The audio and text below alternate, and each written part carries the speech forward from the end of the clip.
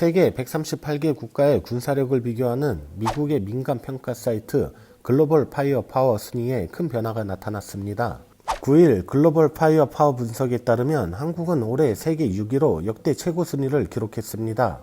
불과 3년 전인 2017년 순위가 11위였다는 점을 감안하면 눈에 띄는 변화입니다. 글로벌 파이어 파워는 전차, 함정, 전투기 등 동원 가능 전력뿐만 아니라 인구수, 경제력, 국방비 등 전쟁 수행 능력도 합산해 평가합니다. 한국은 올해 국방예산 50조 원 클럽에 이름을 올렸을 정도로 해마다 전력 강화에 집중하고 있습니다. 초강대국인 미국, 러시아, 중국은 1위에서 3위로 변화가 없었습니다.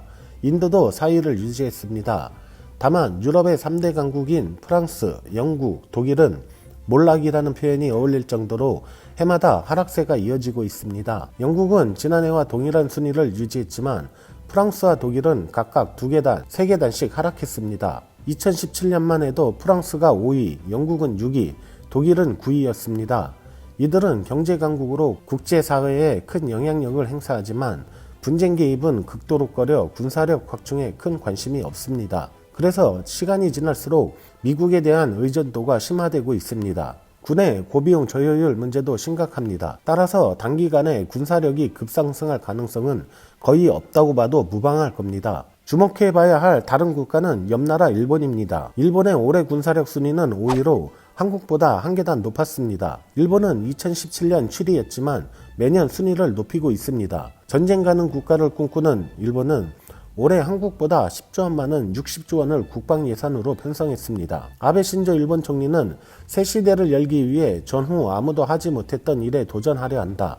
그것은 바로 개헌이라며 국방력 강화에 총력을 기울이고 있습니다. 다만 한국과 일본의 국방 예산 격차는 해마다 줄어들고 있으며 6년 뒤에는 비슷한 수준이 될 것이라는 전망도 나옵니다. 한일 정규군 규모는 각각 58만 명과 25만 명, 예비군은 310만 명과 5만 6천 명, 전차수는 2614대와 1004대로 육상전력 측면에서는 우리가 일본을 압도합니다. 남북이 대치하는 상황과 일본의 모병제 구조를 감안해서 봐야 할 겁니다. 반면 구축함은 40척과 12척, 대형 수송함은 4척과 2척, 군항공기는 1561기와 1649기로 해군 공군력은 일본이 앞서거나 비슷한 규모입니다. 이 밖에도 일본은 스텔스 전투기, 탄도미사일 방어 시스템, 광범위 레이더 등 첨단 무기 도입과 개발에 집중하고 있습니다. 북한은 전 세계에서 가장 순위 변화폭이 컸습니다. 올해 25위로 무려 7계단이나 미끄러졌습니다. 이상한 일입니다.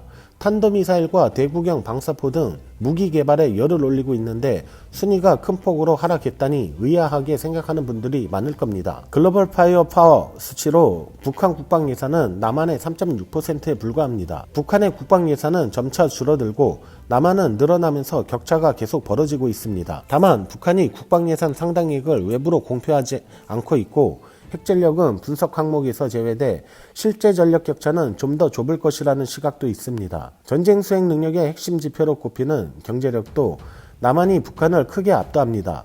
북한의 화폐 가치는 남한의 1.9%에 불과합니다. 북한의 GDP 대비 국방 예산 지출액은 세계 1위이지만 2019년 세계 기아지수 분석에서 영양결핍 인구 비율이 47.8%에 이를 정도로 대다수 주민이 궁핍한 생활을 이어가고 있습니다.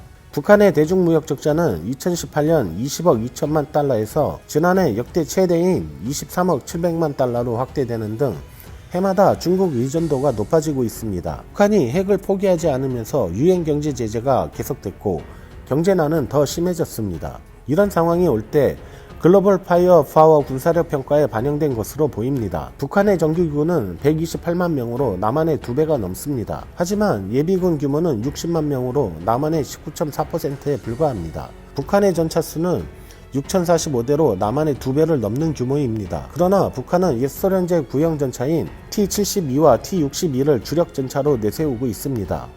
첨단 기능을 갖춘 K1, K2 전차와 비교가 되질 않습니다.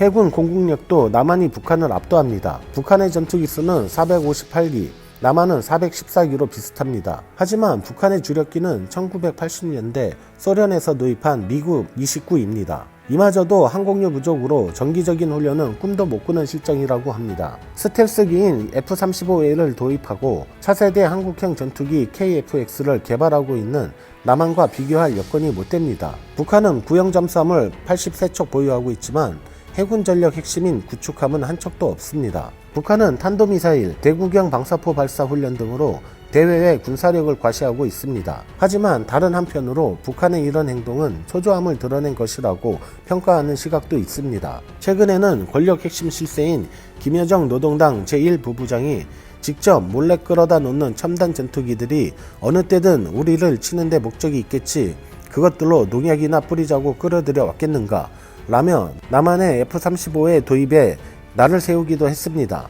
북한은 급격히 벌어지는 군사력 격차를 비대칭 전력으로 메운다는 전략이지만 취약한 경제구조와 외교적 고립으로 고민이 깊어질 것으로 보입니다. 알림튜브 오늘은 이만 물러가겠습니다. 여러분의 구독과 좋아요, 알람 설정은 저에게 큰 힘이 됩니다. 감사합니다.